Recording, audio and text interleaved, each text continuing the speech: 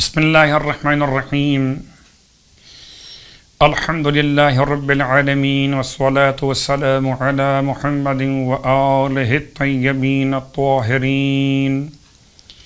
تمام اہل ایمان اہل اسلام کی خدمت میں عید الفطر کی آمد کی مبارکباد پیش کرتا ہوں اس دعا کے ساتھ کہ پروردگار عالم ہمیں عید سعید اطاعت خدا اور زیارت امام زمان کے ساتھ نصیب فرمائے۔ یقیناً شب عید یعنی اسے ہم چاند رات کہتے ہیں، اس کے حوالے سے پھر کچھ خاص اعمال کا تذکرہ آپ کی خدمت میں کرنا چاہوں گا۔ عام طور پر اہل ایمان سارا ماہ مبارک رمضان تو عبادتیں انجام دیتے ہیں اور ایک رات اس کو اس طرح سے ضائع کر دیتے ہیں کہ کبھی کسی گناہ میں کبھی کسی فضولیات میں۔ خدا نخواستہ مراد یہ نہیں کہ انسان اپنے اہل و عیال کے لیے لباس جدید نہ خریدے، اس کا مطلب یہ نہیں کہ انسان عبادت کے لیے لباس کا انتخاب نہ کرے یا کھانے اور پینے کے لیے سامان کا عنوان اس طرح نہ کرے کہ جیسے کیا جاتا ہے، یعنی سب کرتے ہیں۔ بس یاد رکھیے کہ اطاعت خدا میں جو کام کیا جائے وہ مناسب تر ہے، اور کوئی کام جو معصیت خدا میں انجام پائے وہ یقیناً انسان کو تباہ و برباد کر دیتا ہے۔ پورے مہینے کی عبادت اور اطاعت کے ساتھ یہ رات کہاں گزاری جائے؟ میں آپ کو یاد دلا دوں، آپ صاحبان علم اور ایمان کی خدمت میں کہ ماہ مبارک رمضان سے پہلے آپ نے جیسے راشن کا انتظام کیا، پورے مہینے کا سامان لا کے رکھ دیا، ایسے ہی آپ چاہیں تو عید کی ساری خریداری پہلے ہی کر سکتے ہیں تاکہ یہ رات عبادت کی رات کہیں بازاروں میں صرف نہ ہو جائے۔ یہ رات بہت اہم ہے، اتنی اہم رات ہے کہ سارا مہینہ آپ نے محنت کی، جب انعام ملنے کا وقت آیا تو آپ عبادت کے مصلے سے غائب دکھائی دیے۔ یہ رات بڑی اہمیت کی رات ہے۔ میں آپ کی خدمت میں تلاوت کر رہا ہوں اعمال کتاب مفاتیح الجنان سے ماہ شوال کے اعمال کے ذیل میں۔ یکم شوال کی رات یعنی کہ چاند رات بابرکت راتوں میں سے ایک رات ہے۔ اس کی فضیلت، بیداری، عبادت اور ثواب سے متعلق بہت سی احادیث وارد ہوئیں۔ حضرت رسول خدا صلی اللہ علیہ وآلہ وسلم سے روایت ہے کہ یہ رات مرتبے میں شب قدر سے کچھ کم نہیں ہے۔ اللہ اکبر۔ اس میں چند ایک اعمال ہیں۔ غروب آفتاب کے وقت غسل انجام دیجئے، وضو کیجئے، پھر شب بیداری یعنی پوری رات نماز، دعا، استغفار، خدا سے طلب حاجات کرتے ہوئے گزاریے، مسجد میں جا کر گزاریے اگر ممکن ہو، نماز مغرب، عشاء اور فجر اور نماز عید کے بعد تکبیرات پڑھیے، یعنی کہ اللہ اکبر اللہ اکبر لا الہ الا اللہ واللہ اکبر الی آخر تکبیرات۔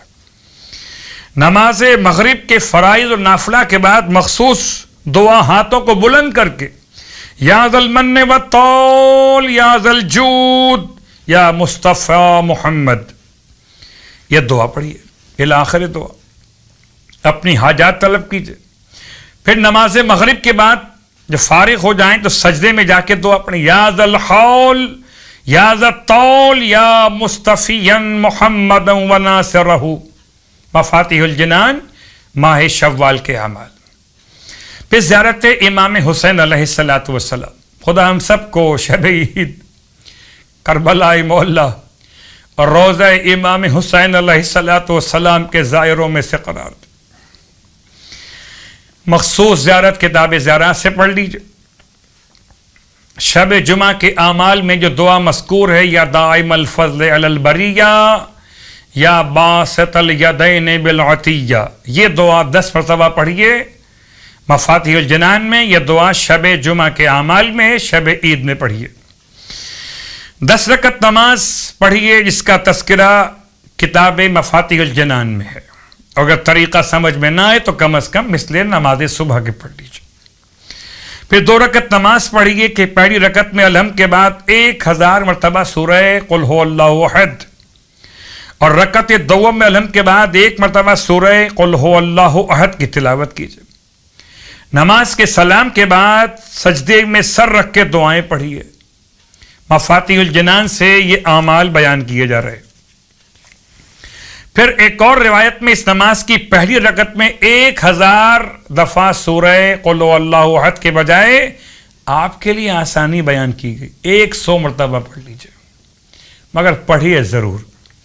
اس کے بعد خاص دعا جس کو اللہ کے اسماء حسنی میں مشتمل ہے، یا اللہ یا اللہ یا اللہ الی آخر الدعا۔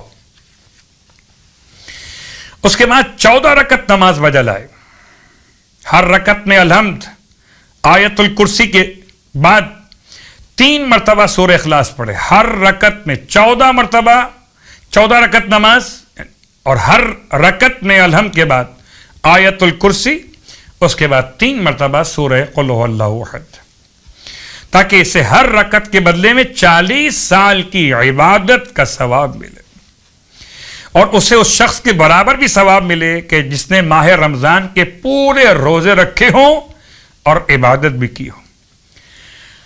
مصباح کتاب میں شیخ کا فرمان ہے کہ آخر شب میں غسل کرے اور مصلی عبادت پر رہے یہاں تک کہ صبح نمودار ہو جائے۔